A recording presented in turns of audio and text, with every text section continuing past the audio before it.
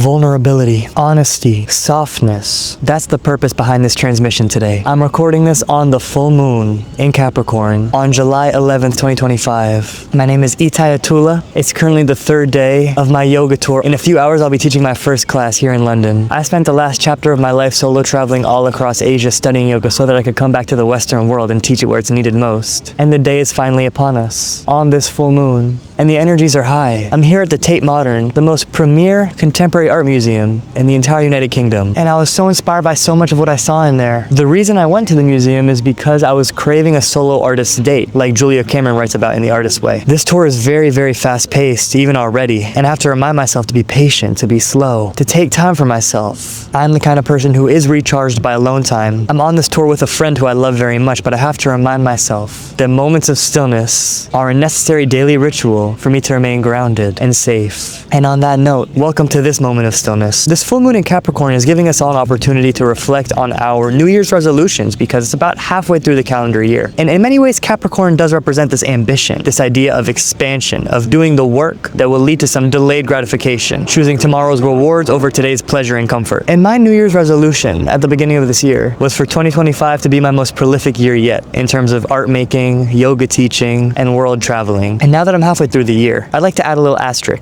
I want this to be my most prolific year yet, but more importantly, I want to enjoy this year. On this tour, I'm in each city for an average of 3 days. And this full moon is seeing me confront the balance between the work that I'm choosing to do and the joy that I'm entitled to experiencing. I've found myself in the past, time and time again, choosing efficiency, choosing the grind set over the joy, over the playfulness, over the silliness. And it breaks my heart that I will put others before myself. Because what kind of a teacher am I? What kind of a speaker am I? What kind of an artist am I if I'm not creating expansive room for play, for joy? Thankfully, that trip to the museum really rejuvenated me and it reminded me that art is play. There is no separation. Leave it to the full moon to bring this to the surface. Add to that I'm incredibly jet lagged and my sleep schedule for the past few days since arriving in London has been like 3 a.m. to noon. The nights have been these periods where I have intense zoomies. I go outside and look at the moon. I do work on my computer. I write in my book. And that's been really lovely. But the mornings have felt less expansive because they're shrunk by the need for sleep. And I have to be honest, I'm grateful for the struggle. I used to be somebody who really bristled against struggle. I just wanted comfort. I just wanted bliss. I just wanted to be left alone by the demons of the world. But I realize now that if it wasn't for these difficult emotions, progress would be impossible. Growth and expansion would be impossible. Everything really is a doorway, an opportunity, a permission slip. And these questions that I'm being asked on this full moon today are ones that will create a brighter future for me. And that's where you come in. I thank you so much for meeting me here today to listen to this transmission. My relationship with this medium has been evolving a lot. At first, I started it as a place to just teach yoga in depth, where I could express more than I could in a 90-second vertical video. But I'm realizing that this has become more than that. This has become my journal. And I need for it to be a place where I can feel soft. When I was back home in New York for a few weeks, I was talking to my therapist about this a lot, but I realized that ever since I garnered a yoga community of over 500,000 people online, I realized that I developed this limiting belief that I need to be perfect, that I need to be this spotless role model in order to be a credible teacher. But I know that's silly, and I want to use this moment to redeem myself and to humanize myself. Because the path of yoga is not about eliminating a struggle. It is about befriending a struggle. And I've always been that guy who likes for my friends to meet each other. So I want you to meet my struggle. I want to tell you about it intimately so that you can understand me better and maybe even understand your own struggle better. Thank you for giving me this platform to express myself freely. Thank you for seeing me as I am. That's been the dichotomy of this full moon. The desire to play versus the desire to create. The desire to build. As I'm saying it out loud, I realize they can coexist. In fact, when they're at their best, they do coexist. So what has made me feel today like they are not, like they cannot? I believe it comes down to an expectation for the desired outcome. Why is it that so many artists, so many creative beings, and so many humans in general believe that they know what's best? I found myself thinking more about the result of my artistic process than the actual experience of the creation itself. Julia Cameron from The Artist's Way, once again, says that the greatest artwork of your life is the process, it's not the end result. And as I say that out loud, I realize that teaching is meditation for me. In a few hours, I'm going to be in front of a yoga class, leading them through movement and breath and meditation. And that feels just as good as my own practice because I feel oxytocin rising up. I feel the hormone of connection. I feel gratified. I feel the collective energy. In that same way, as I'm here recording this transmission, I feel myself softening. I feel my hands unclenching. I feel my cognition softening. I feel myself being a little more friendly. And that has nothing to do with the final edits I'll make to this. It's all about the raw experience of drafting, of figuring it out as I go along, of faking it till I make it. And once again, thank you for being here to witness that. Thank you for making me feel comfortable enough to be imperfect. Of course this would happen on the full moon. I can think back to so many full moon moments over the past year of my travels across Asia specifically, where ridiculous serendipities were happening, and I would wonder why till I realized eventually, of course, it's the full moon. In yoga philosophy, we think of the full moon as the energetic peak of the month. The moon has the most pull on the waters in our body and on our planet during its full period, and so energy is rising up. We might find it harder to sleep.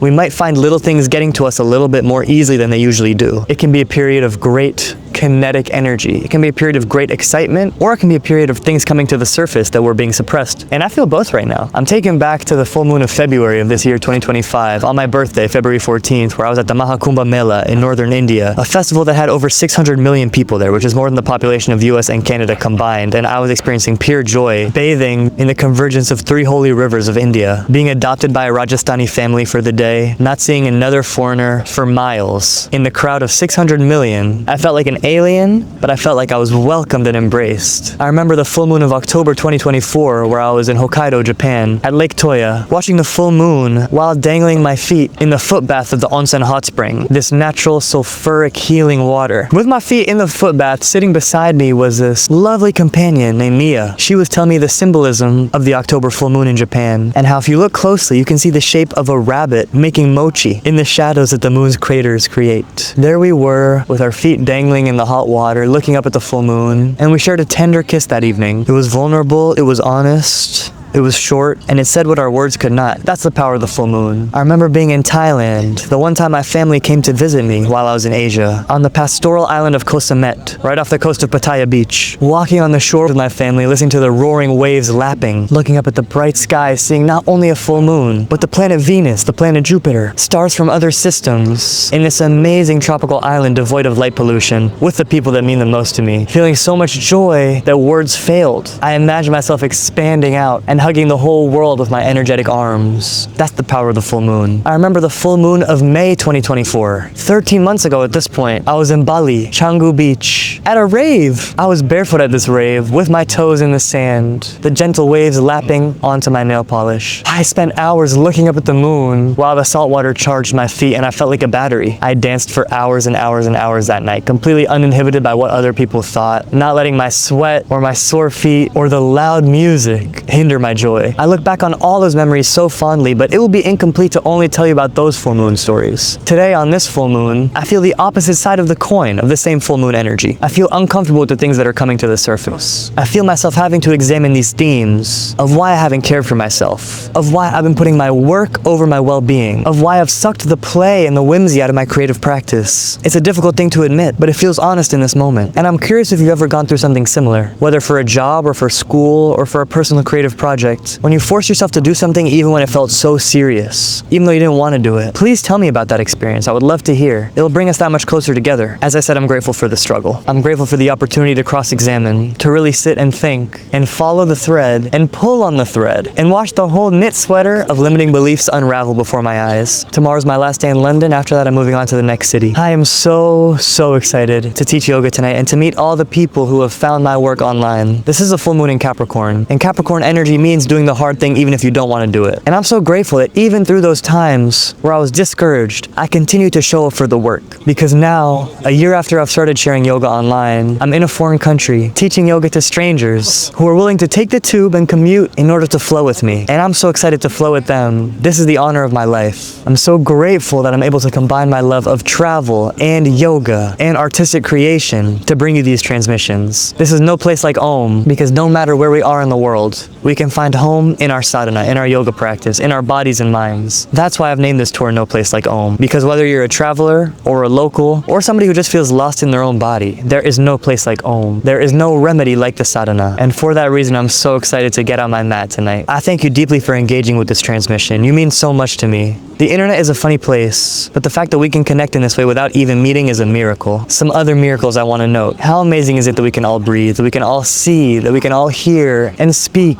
and feel feel the sensation of our feet in the grass. How amazing is it that we are alive at this moment, that as scared as we may be, we are protected. How amazing is it that within predeterminism we have an unlimited amount of free will, that those two contradicting opposites can coexist. Although the one inevitability of this life is death, the choices we have within that are beyond our wildest imagination. This transmission really is medicinal for me. You might have heard me talk before about how the best cure for any kind of suffering is to start speaking out loud. Communication irons out our thoughts. Our thoughts may confuse us, but our voice will never lie to us. And that's why I speak. That's why this is the life I've chosen. I thank you for seeing me as I am. And I want you to know that I see you. I'm so proud of you. I admire you. You are beautiful. You are smart. You are brave. You are strong. You are resilient. You deserve joy. You deserve love. You deserve health. You deserve peace. You deserve passion. You deserve to smile right now at this very moment. Let's all take a deep breath together. Deep inhale through the nose. Feel the belly expand. And soft, slow, silent exhale. Wow, that felt good. Thank you for giving me the opportunity to release. You mean the world to me. This is no place like Om. London yoga tonight. Scotland up next. I can't wait to tell you all about how the class goes. I'll see you tomorrow. Peace and love.